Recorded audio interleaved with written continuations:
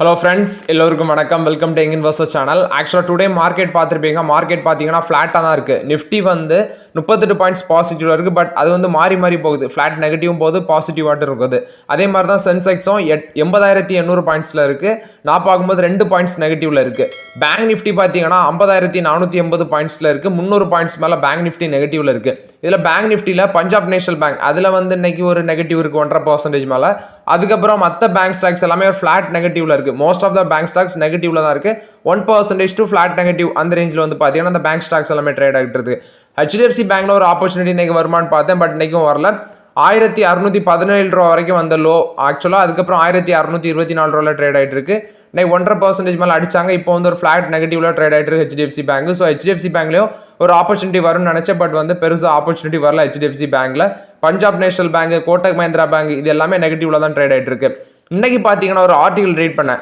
அதாவது 2024ல Indian companies கிட்டத்தட்ட 250 கம்பெனிஸோட promoter வந்து ஷேர்ஸை வித்து கேஷ் ஆட் அவங்க கைக்கு எடுத்திருக்காங்க அப்படின்னு சொல்லி ஒரு ஆர்டிகல் வந்திருக்கு. இதில் 97,000 கோடி வந்து பல்க் அண்ட் பிளாக் டீலில் பண்ணியிருக்காங்க. ஸோ 97,000 கோடி வந்து பல்க் அண்ட் பிளாக் டீலில் 2024ல் வித்துருக்காங்க ப்ரொமோட்டர்ஸ்.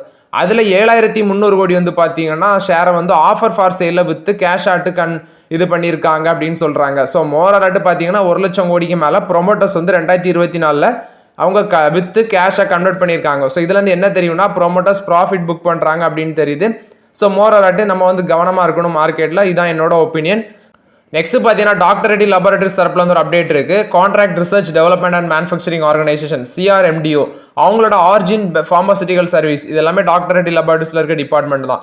இவங்க வந்து ஒரு நான் பைண்டிங் மெமரம் ஆஃப் அண்டர்ஸ்டாண்டிங் கைனமிக்ஸ் அப்படிங்கிற ஒரு கம்பெனியோட பார்த்தீங்கன்னா US பேஸ்ட் கம்பெனி அவங்களோட சைன் பண்ணியிருக்காங்க நான் பைண்டிங் மெமரம் ஆஃப் அண்டர்ஸ்டாண்டிங். எதுக்குன்னா இந்த சைட்டோஸ்கெலிட்டல் புரோட்டீன் ஆஃப் பாராசைட் இந்த செக்மெண்ட்ல ஹெல்ப் பண்றதுக்கு வேண்டி டார்கெட் பண்றாங்க. ஸோ இது எதுல வருதுன்னா இந்த ஆன்டி மலேரியல் ட்ரக்ஸ் வந்து பார்த்தீங்கன்னா இந்த 2 கம்பெனியுமே பார்ட்னர்ஷிப் வச்சு மேனுஃபேக்சர் பண்ணுறாங்க. டாக்டர் ரெட்டி லேபரேட்டரிஸும் கைனமிக்ஸ் இந்த US பேஸ்ட் கைனமிக்ஸும் இந்த ஆன்டி மலேரியல் ட்ரக்ஸை பார்த்தீங்கன்னா மேனுஃபேக்சர் பண்ணி அதை வந்து அஃபோர்டபுள் ப்ரைஸில் கமர்ஷியல் பண்ணும் அப்படின்னு சொல்கிறாங்க. So US, Europe, low and middle income கண்ட்ரீஸில் பார்த்தீங்கன்னா இதை கமர்ஷியலைஸ் பண்ணுவோம் அஃபோர்டபுள் ப்ரைஸில். ஸோ இதனால தான் இன்னைக்கு மெமரம் ஆஃப் அண்டர்ஸ்டாண்டிங் இந்த 2 கம்பெனிஸுமே சைன் பண்ணியிருக்காங்க. ஸோ டாக்டர் ரெட்டி லேபரேட்டரிஸோட ஷேர் ப்ரைஸ் இன்னைக்கு 1.5% ஏற்றிருந்தாங்க.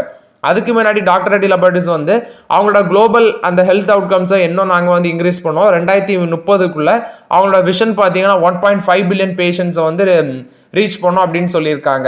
ஸோ டாக்டர் ரெட்டி லேபரேட்டரிஸோட ஷேர் பிரைஸ் பார்த்தீங்கன்னா இன்னைக்கு 1.5% ஏற்றிருந்தாங்க. 7,057 ரூபாயில் ட்ரேட் ஆகிட்டு இருந்துச்சு.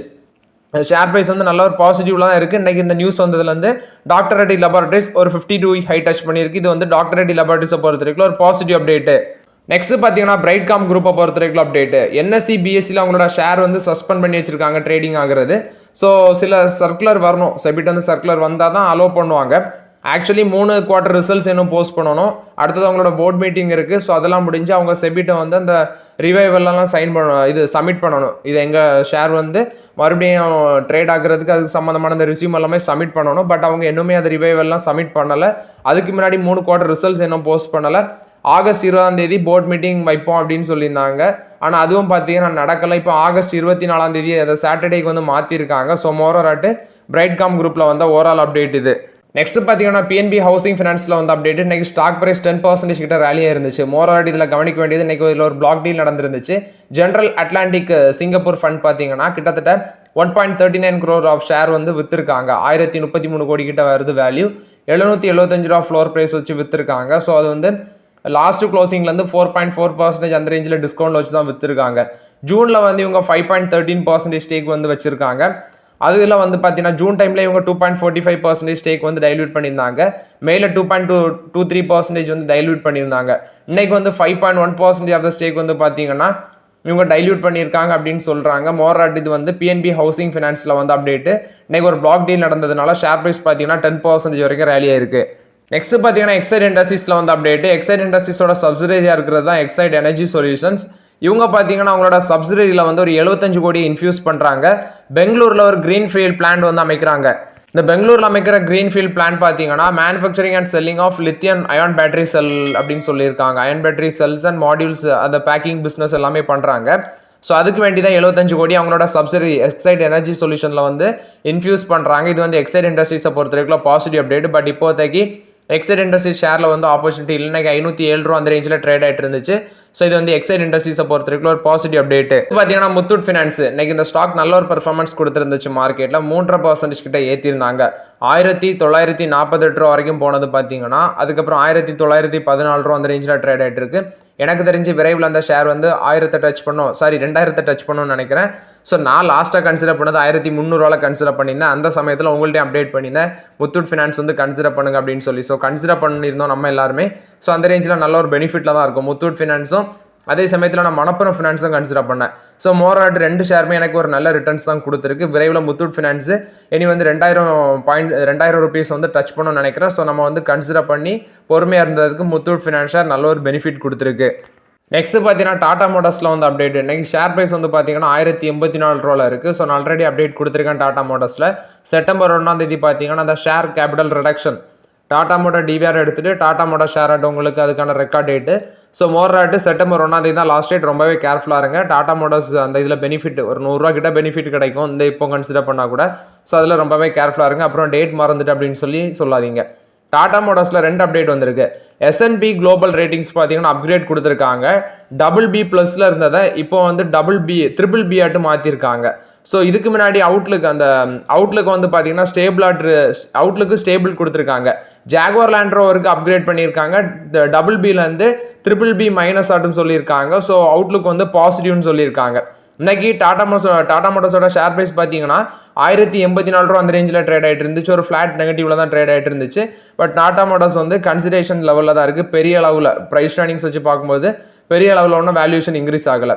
அது மட்டும் இல்லாமல் டாடா மோட்டர்ஸ் வந்து ஒரு மெமரம் ஆஃப் அண்டர்ஸ்டாண்டிங் டெல்டா எலக்ட்ரானிக்ஸ் கூடயும் தண்டர் பிளஸ் சொல்யூஷன் கூடயும் பார்த்தீங்கன்னா மெமரம் ஆஃப் அண்டர்ஸ்டாண்டிங் சைன் பண்ணியிருக்காங்க. 250 ஃபாஸ்ட் சார்ஜிங் சொல்யூஷன் வந்து அமைக்கிறதுக்கு வேண்டி இந்த மெமரம் ஆஃப் அண்டர்ஸ்டாண்டிங் சைன் பண்ணியிருக்காங்க. ஸோ மோராட் இது வந்து பார்த்தீங்கன்னா டாடா மோட்டார் ஷேரில் வந்து overall positive update. Next Tata steel இந்த ஷேரில் 184 ரூபாவில் ப்ராஃபிட் புக் பண்ணாமல் விட்டது. என்னோட ஏஞ்சலோன் ஆப்பில் ஃப்ரண்ட் பேஜில் எப்போவுமே இந்த ஷேர் வந்து எனக்கு ஷோ ஆகிட்டே இருக்கும். இதுவும் அந்த IRFCயும். ஸோ 3 நாளாக வந்து பார்த்தீங்கன்னா நெகட்டிவ்ல தான் ஷோ ஆகிட்டு இருக்கு இந்த டாடா ஸ்டீல். நான் எப்போலாம் பார்க்கணும் மூஞ்சிக்கு நேரம் நெகட்டிவ்ல தெரியும். 151 ரூபா அந்த ரேஞ்சில் நெகட்டிவ்ல ட்ரேட் ஆகிட்டு இருக்கு இந்த ஷேர். ஸோ இதுலேயும் ஒரு அப்டேட் வந்திருக்கு. இதுலேயும் அப்கிரேட் பண்ணியிருக்காங்க இந்த S&P global ratings. BBB- BBB ஆட்டு ரேட்டிங்ஸை வந்து இங்கே அப்கிரேட் பண்ணியிருக்காங்க. அவுட்லுக் பார்த்தீங்கன்னா வாட்ச் பாசிட்டிவ்ல இருந்ததை இப்போ ஸ்டேபிளுக்கு கொண்டு வந்திருக்காங்க. அதே மாதிரி டாடா பவர் இதுக்கு என்ன சொல்கிறாங்கன்னா BB+ இருந்ததை இப்போ BBB ஆட்டு அப்கிரேட் பண்ணியிருக்காங்க. அவுட்லுக் வந்து பாசிட்டிவ்னு சொல்லியிருக்காங்க. அதாவது இதுக்கு முன்னாடி வாட்ச் பாசிட்டிவ்ல இருந்ததை இப்போ வந்து பாசிட்டிவ்க்கு மாற்றிருக்காங்க. இது வந்து பார்த்தீங்கன்னா டாடா பவரில் வந்து அப்டேட்டு. நெக்ஸ்ட் பார்த்தீங்கன்னா ஆக்சிஸ் பேங்க் ஒரு நியூ ஆப்பை வந்து ஓப்பன் பண்ணியிருக்காங்க அப்படின்னு சொல்லியிருக்காங்க. ஸோ இது வந்து மெர்கன்ட் நீட்ஸுக்கு வேண்டி தான் அதை ஓப்பன் பண்ணியிருக்காங்க. அது மட்டும் இல்லாமல் விசா, மெர்கன்ட் SAS பிளாட்ஃபார்ம், மினோடாக் இவங்களுக்கு கூடலாம் அந்த பேங்க் வந்து டைப் வச்சிருக்காங்க அப்படின்னு சொல்லியிருக்காங்க. இந்த ஆப் பார்த்தீங்கன்னா மெர்கன்ட்ஸு நெக்ஸ்ட் வந்து பேமெண்ட் அக்செப்ட் பண்ணணும்னு சொல்கிறாங்க. டிரான்சாக்ஷன் ரிப்போர்ட்டை வந்து வியூ பண்ணலாம். அடுத்தது ரிக்வஸ்ட் வந்து ரைஸ் பண்ணலாம் வித்தவுட் ரிலேஷன்ஷிப் மேனேஜர் சப்போர்ட் எல்லாமே பார்த்தீங்கன்னா சர்வீஸ் ரிக்வஸ்ட் வந்து ரைஸ் பண்ணலாம் அப்படின்னு சொல்லியிருக்காங்க. So payment VIA cards, SMS pay, UPI transaction எல்லாமே இந்த ஆப்பில் வந்து அவைலபிள் அப்படின்னு சொல்லியிருக்காங்க. மோராட் இது வந்து பார்த்தீங்கன்னா ஆக்சிஸ் பேங்க் வந்து ஒரு நியூ ஆப்பை வந்து லான்ச் பண்ணியிருக்காங்க அப்படின்னு சொல்லியிருக்காங்க. மெர்கன்ட் நீட்ஸுக்கு வேண்டி தான் இதை லான்ச் பண்ணியிருக்காங்க. அது மட்டும் இல்லாமல் இந்த விசா, மினோடாக் இவங்களுக்குள்ளான டைப் வச்சிருக்காங்க. இது வந்து ஆக்சிஸ் பேங்கை பொறுத்த வரைக்கும் ஒரு பாசிட்டிவ் அப்டேட்டு. பார்த்தீங்கன்னா டாடா ஸ்டீல் வந்து இன்னொரு அப்டேட்டும் வந்திருக்கு. டாடா ஸ்டீலில் அங்கே டாடா ஸ்டீலோட UKல இருக்க பிளான்ட்டு UK கவர்மெண்ட் பார்த்தீங்கன்னா முன்னாடி இருந்த கவர்மெண்ட் நாங்கள் வந்து ஃபண்டிங் தரோம் 500 மில்லியன் யூரோ வந்து ஃபண்ட் பண்ணுறோம் அப்படின்னு சொல்லியிருந்தாங்க. ஸோ இப்போ கவர்மெண்ட் மாறினதுனால இவங்க வந்து ஃபண்டு கொடுப்பாங்களான்னு தெரியல. பட் இப்போ இனிஷியல் ப்ராசஸ் ஆட்டு இந்த டீகார்பனைசேஷன் ப்ராசஸுக்கு ஒரு 142 கோடி முதல் கட்டமாட்டு ரிலீஸ் பண்ணியிருக்காங்க. ஸோ அங்கே வந்து நிறைய பேருக்கு வேலையும் போகுது இந்த டீகார்பனைசேஷனால. ஸோ மோராட் இது வந்து பார்த்தீங்கன்னா டாடா ஸ்டீல் UK பொறுத்த வரைக்கும் ஒரு ஃபஸ்ட்டு ஆறுதல் பாசிட்டிவ் அப்டேட்னு சொல்லலாம். ஸோ UK கவர்மெண்ட் வந்து பார்த்தீங்கன்னா ஒரு 142 கோடியை முதற்கட்டமாக டாடா ஸ்டீலுக்கு ரிலீஸ் பண்ணியிருக்காங்க. ஸோ இது வந்து டாடா ஸ்டீலை பொறுத்த வரைக்கும் ஒரு பாசிட்டிவ் அப்டேட்டு. நெக்ஸ்ட் லார்சன் & டியூபோல வந்து அப்டேட்டு. இவங்க 2 ஆர்டர் வின் பண்ணியிருக்காங்க. ஒன்று அப்ராட், இன்னொன்று இந்தியா. ரெண்டுமே லார்ஜ் ஆர்டர் தான் சொல்லியிருக்காங்க. ஒன்று வந்து L&T power transmission and distribution அந்த செக்மெண்ட் பிஸ்னஸில் வருது. இன்னொன்று வந்து இன்ஃப்ராஸ்ட்ரக்சரில் ஒரு லார்ஜ் டீல் வந்து பார்த்தீங்கன்னா நவி மும்பையில் சிட்கோ அண்டர் த சிட்கோ வந்து ஆர்டர் வின் பண்ணியிருக்காங்க. இது ரெண்டுமே லார்ஜ் ஆர்டர் தான் சொல்லியிருக்காங்க. இது வந்து லார்சன் & டியூபோவை பொறுத்த வரைக்கும் ஒரு பாசிட்டிவ் அப்டேட் பார்க்கப்படுது. நெக்ஸ்ட் பார்த்தீங்கன்னா கொச்சின் ஷிப்யார்டு, நெக்ஸ்ட் வந்து இந்த மேசகாண்டாக்கு, அடுத்து வந்து GRSC இந்த ஷேர்லாம் ஒரு கண்டினியூஸாக 3 days பார்த்தீங்கன்னா கூட பொழந்து கட்டிட்டு இருந்தாங்க. இதில் ப்ராஃபிட் புக்கிங் நடந்துட்டு இருந்துச்சு. ஸோ இன்னைக்கு வந்து பார்த்தீங்கன்னா இந்த ஷேர் எல்லாமே ரிகவர் ஆயிருக்கு, எல்லாமே 4% to 7% அந்த ரேஞ்சில் இந்த ஸ்டாக் எல்லாமே இந்த ஷிப் பில்டிங் கம்பெனிஸோட ஸ்டாக் எல்லாம் பெர்ஃபார்மன்ஸ் கொடுத்துருக்கு. கொச்சின் ஷிப்யார்ட் தரப்புல வந்து ஒரு அப்டேட் கொடுத்துருக்காங்க. யூரோப்பியன் கோஸ்டல் ஷிப்பிங் இண்டஸ்ட்ரிக்குள்ள என்ட்ரி ஆக வாய்ப்பு இருக்கு நெக்ஸ்ட் கம்மிங் இயர்ஸ்ல அப்படின்னு சொல்லி அதோட சிஎம்டி மது எஸ் நாயர் பார்த்தீங்கன்னா அப்டேட் கொடுத்துருக்காங்க. அது மட்டும் இல்லாமல் அந்த கிரீன் ஷிப்பிங் அந்த செக்மெண்ட்டுக்குள்ள கிரீன் வெசல் கன்ஸ்ட்ரக்ஷன்லையும் நெக்ஸ்ட் கப்பல் ஆஃப் இயர்ஸ்ல என்ட்ரி கொடுப்போம் அப்படின்னு சொல்லியிருக்காங்க. இதில் வந்து கீ ஏர்னிங் சோர்ஸ் அதிகமாக இருக்கு. ஸோ இது வந்து கொச்சின் ஷிப்யார்டை பொறுத்த வரைக்கும் ஒரு பாசிட்டிவ் அப்டேட். நெக்ஸ்ட் பார்த்தீங்கன்னா ரிலையன்ஸ் இண்டஸ்ட்ரீஸ் தரப்புல வந்து ஒரு அப்டேட் கொடுத்துருக்காங்க. 1000 கோடி பார்த்தீங்கன்னா உங்களோட கோல் பெட் மீத்தேன் அந்த பிளாக்ஸ்ல வந்து இன்வெஸ்ட்மெண்ட் பண்ண இருக்கிறாங்கன்னு சொல்லியிருக்காங்க. 1000 கோடி மத்திய பிரதேசில் சோகார்பூர்ல இருக்கிற இடத்துல தான் இன்வெஸ்ட்மெண்ட் பண்றாங்க. உங்களோட சிபிஎம் கேஸ் ப்ரொடக்ஷனை இன்க்ரீஸ் பண்றதுக்கு வேண்டி இந்த 1000 கோடி இன்வெஸ்ட்மெண்ட் பண்றோம்னு சொல்லியிருக்காங்க. இது வந்து பார்த்தீங்கன்னா ரிலையன்ஸ் இண்டஸ்ட்ரீஸை பொறுத்த வரைக்கும் ஒரு பாசிட்டிவ் அப்டேட். நெக்ஸ்ட் பார்த்தீங்கன்னா ஹீரோ மோட்டார் கப் தரப்புல வந்து ஒரு அப்டேட் வந்திருக்கு. ஸோ இந்த ஒரு பேட்டன்ட் வந்து பார்த்தீங்கன்னா லீக் ஆயிருக்கு. ஸோ ஹீரோ மோட்டார் கப் ஈவியும் ஜீரோ மோட்டார் சைக்கிள் வந்து ஒரு பார்ட்னர்ஷிப்ல வராங்க மினி எலக்ட்ரிக் பைக் வந்து இன்ட்ரடியூஸ் பண்றதுக்கு. ஸோ இது அந்த பென்சில் ஷேடிங் ஷேப்ல வந்து பார்த்தீங்கன்னா அந்த பேட்டன்ட் வந்து லீக் ஆயிருக்கு. ஸோ அந்த ஆர்டிகிளில் இந்த லீக்டு பேட்டன்ட் பிக்சர்ஸ் வச்சு பார்க்கும்போது இது வந்து அமெரிக்கன் ஈவி கம்பெனியா இருக்க வாய்ப்பு இருக்குன்னு சொல்றாங்க.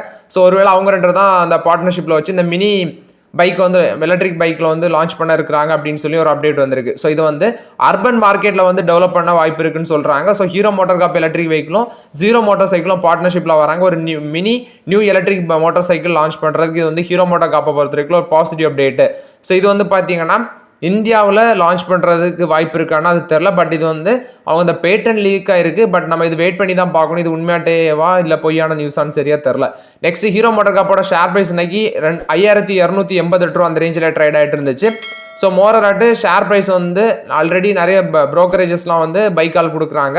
ஸோ இன்னைக்கு எம்கே குளோபல் ஃபினான்ஸும் பார்த்தீங்கன்னா ஒரு பைக்காலோட ஒரு டார்கெட் ப்ரைஸ் சொல்லியிருக்காங்க 6350 ரூபா வரைக்கும் இந்த ஷேர் ப்ரைஸ் போக வாய்ப்பு இருக்கு அப்படின்னு சொல்லியிருக்காங்க. ஹீரோ மோட்டார் கப்போட டிஸ்கஷன் லாஸ்ட் வீடியோவில் நான் டீட்டெயில்ஸாக எக்ஸ்பிளைன் பண்ணியிருப்பேன். ஒரு ப்ரோக்கரேஜஸ் கொடுத்த அப்டேட்டு, இது ஹீரோ மோட்டார் கப் கொடுத்த அப்டேட்டு.